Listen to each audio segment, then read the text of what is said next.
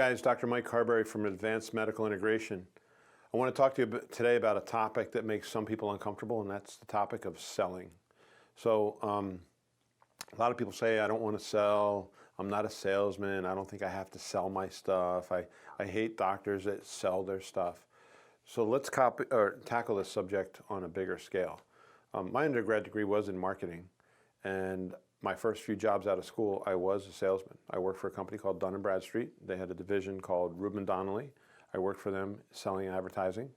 I left that job and went to a company that's, it was bought up by the Hilliard Company, and it was a sales, I was selling janitorial and maintenance supplies. So how to maintain a building, it sells cleaning chemicals to industrial and institutional applications, hospitals, schools. So I did a lot of sales, and I hated sales. I hated it. I hated going in and trying to get people to buy stuff. It's because my technology wasn't the greatest. And I actually was good at it, and I still hated it, but I was good at it. So having a purpose really makes sales a lot easier, because the purpose is what you dive into to push yourself to help these people. If you know they need your product or service and their life would be better if they had it, well, then you should be pushing it, and you should be, willing to go into that sales cycle. So let's look at sales. The word sales, the root word of sales is saline, and that comes from salt or sweat. And the word salary comes from saline as well. And it was an exchange for your effort or for your sweat, for your help. That's literally what the word sales means. It's an exchange for help. So these people that come into you, they do need help. They have problems, and there are other people out there selling their ideas to solve their problems. So you have to remind yourself, if you're going to be passive about your sales, if you don't want to be pushy about your sales, well, here's who you're competing against. The number one treatment for back pain and for chronic arthritis in the United States is opioids. I'm not going to get into the whole Purdue Pharma thing and the Sackler brothers and all that. You can look all that stuff up yourself. But man, those guys are not afraid to sell. They know how to push their product. They know how to market their product, and they know how to sell their product. They've sold $35 billion in profit worth of product. So they're doing a great job in sales, and that's your competition. So if you don't want to sell, good luck. You have to exchange ideas, and you have to get people to realize that there's an alternative way to treat their problem than just surgery or pain medication. If you go into a day two, my viewpoint on this has changed. I originally thought that I was the one who had to ask for the money, and I could ask for it better than anybody else. And that viewpoint changed when I had a staff member who was actually doing better than I was and asking people for money. So I realized my job was to explain to them the care plan. And as a chiropractor, I was deciding on the care plan. So I was going in telling them what I wanted to do. In a medical clinic, you don't want to be doing that. If you're a chiropractor and you own a business and you're going in doing the sales, you better be doing it in the name of the person who ordered it, which is the medical person. If the medical person can go in and do it, great. But what we find in our clinics is the medical person is usually too busy. So what we do is, if the chiropractor goes in and does a report of findings, they do it, they say, hey, the nurse practitioner ordered this, the medical doctor ordered this, and they want me to come in and explain to you your x-rays. We have a team meeting. We sit down at the team meeting and discuss all our new patients. We discussed you today. We all talked about it, our rehab team, our medical team, our chiropractors, and we all discussed to see what was the best avenue for you. And the final decision was made by Dr. Durazio, our medical doctor, or Bensi, our nurse practitioner, and here's what they came up with. And then you explain it to them, and you tell them, here's what's wrong with you. Here, we can help you or we can't, and chances are you're going to be able to help them. So you say, good news, we can help you. Because the last thing you said to them when they were in their first visit was, we'll let you know if we can help. We don't know if we can help. We'll let you know. So you're letting them know you can help. Here's what's wrong with you on your x-rays. Here's normal x-rays. Here's you. Do you see the difference? And you want these people cogniting. You're educating them. Yes, I see the difference. So that's not good. I need to do something right. So things you've been doing haven't been working, included blah, blah, blah. And okay, here's what we're recommending. And we're going to do this. We're going to do that. And we're going to do the next thing. And well, I went to physical therapy. I went to chiropractic, I went to medical, but they probably never went together. So here's what I'm going to tell you about the objections. The objections, if you were going to try to just close the people who didn't give you objections, figure on quadrupling or 10 timesing your marketing, because you're going to need that many more people to get the right amount of closes. I don't go in just to try to get the clothes off the patients that are going to say yes. I am expecting the majority of them are going to give me some sort of objection. So let's talk about objections. In the sales process, and let's educate you on the sales process so you can handle it. A lot of times people can't handle it or confront it because they don't know about it.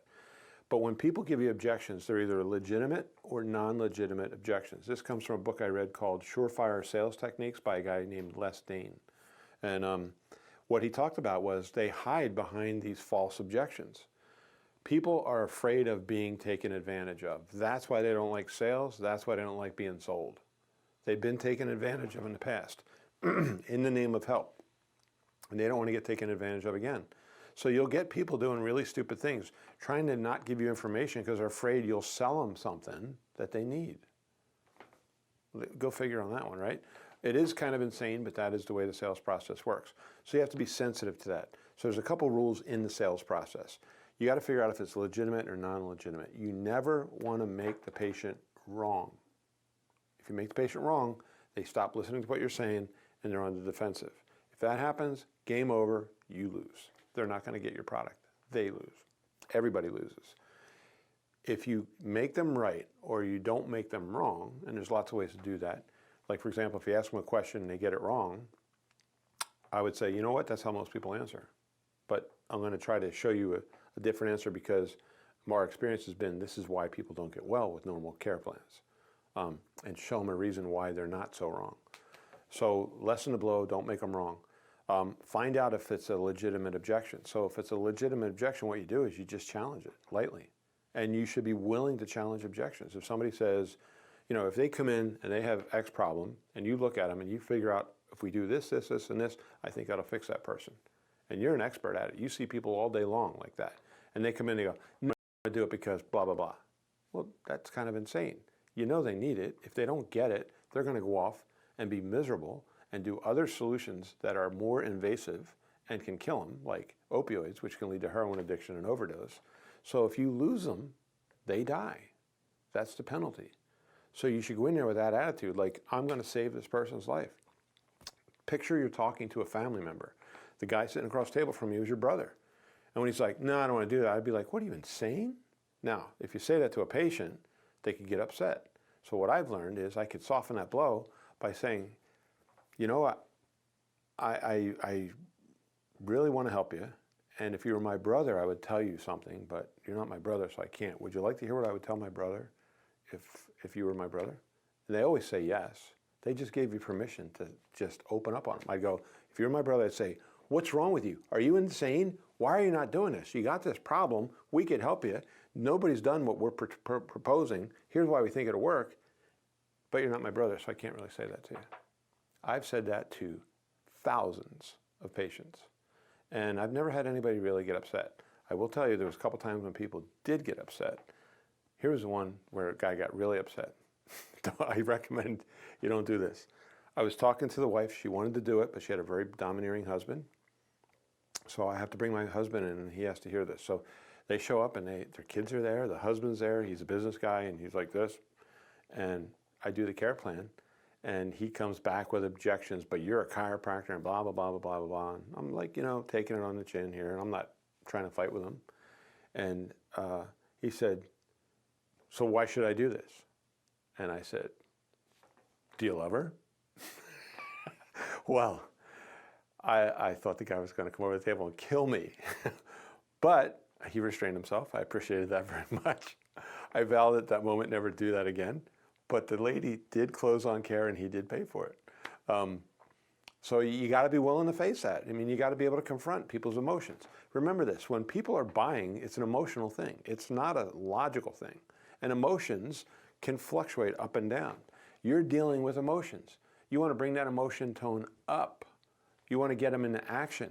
Sometimes people getting a little mad at you is snapping them out of an apathetic state where they're just sitting there like, yeah, I'm just going to die, to like, well, that's a lot of money. Well, they're going up tone. They're more likely to take steps towards their survival if you get them up tone. So don't panic if they get mad, but don't incentivize them to hit you like I almost did in that scenario. you got to just talk with them. You got to have good two-way comm.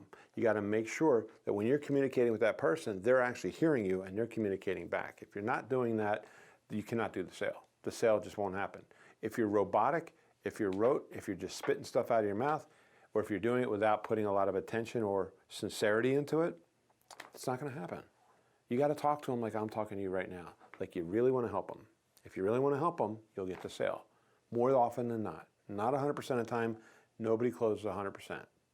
You know, when I first got into sales, when I was working in advertising, I was following a guy who was 100%.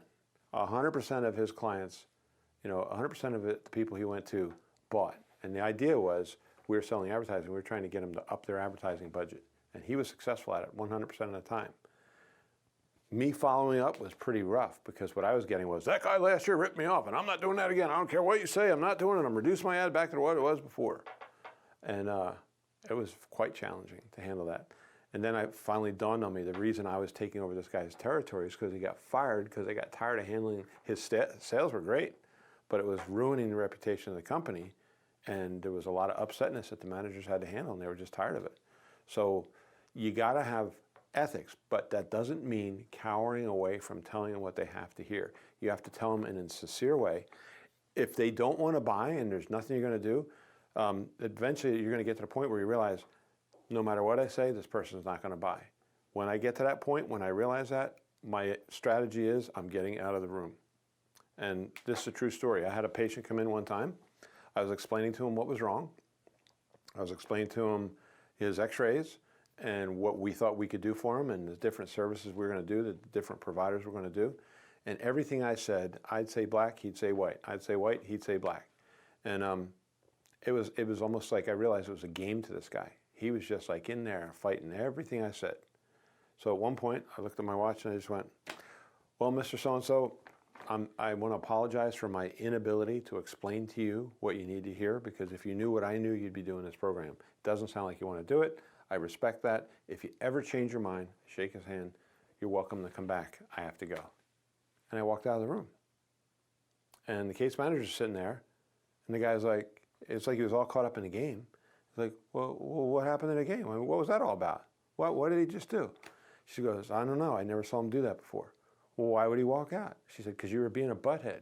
When I heard the story later, I'm like, did you actually say butthead? Yeah, I did. Well, how did he take that? He said, I was. And she said, yeah, you were just fighting him for the game of fighting him. You weren't listening to what he was saying. He's trying to help you. You know what he just did? He went out and he's going to help other people. And the guy realized, oh, he got caught up in the game too much, and there's my ship sailing without me. And don't you know, he closed. And I was kind of bummed that he closed because he was such a pain in the butt as a patient that, anyway, we did help him. He did get better, and it all turned out good. But just realize, you know, people are going to say no. If you're in this to only get yeses, you're in the wrong business. People are going to say no. You have to explain it to them. You're an alternative. You have to answer their questions. You have to lightly challenge them. Oh, I don't know. I can't come in here 3 times a week. You know, it's all in how you word it. If you say you got to come in 3 days a week, they're thinking that only leaves 4 days for me. So what I say is you got to come in 4 hours a week. That is a lot more palatable to a patient.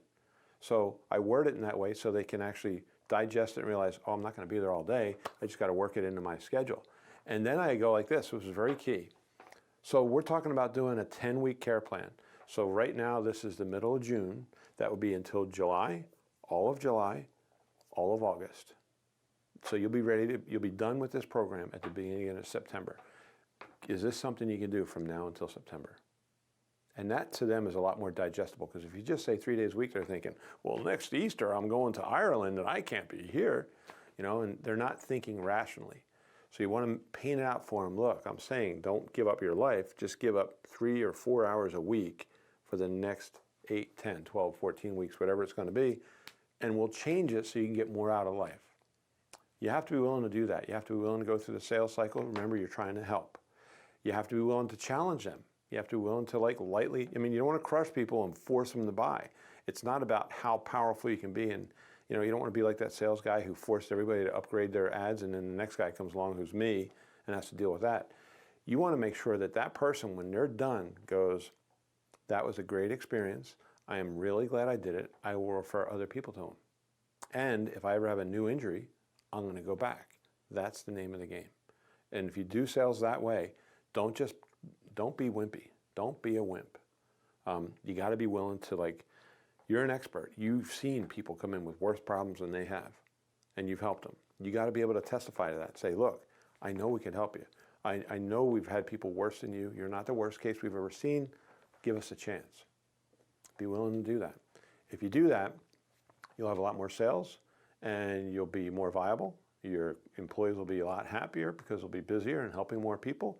And your patients you'll create an excitement that starts to grow. And these patients that came in that you lightly challenged and then they did it will be very appreciative of it, and they'll be bringing in patients. I'll end on just this one note.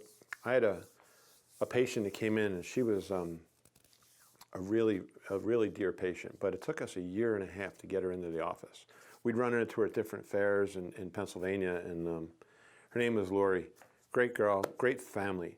And so she came in, and when she started realizing we could help her, she brought her husband in and her daughters in and her son in. Then she started referring people in, and she referred over 100 people to my office. And when I'd walk in sometimes, she'd be sitting there with somebody helping them fill out their paperwork, and she'd look at me and say, see that guy right there? Whatever he tells you to do, just do it. Don't question him. It was like, that's what you want.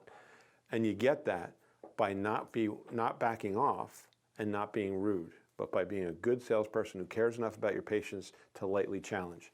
If you get an objection, fall back to the last time you had an agreement and work from there, because you want to make sure that agreement is solid so you can build upon it. It is a series of agreements that lead somebody to the point of saying, yes, I will do this, and here's the money. Okay? Hopefully this is helpful, and hopefully I'll see you at a conference real soon. We can talk about this face to face. Thanks for listening.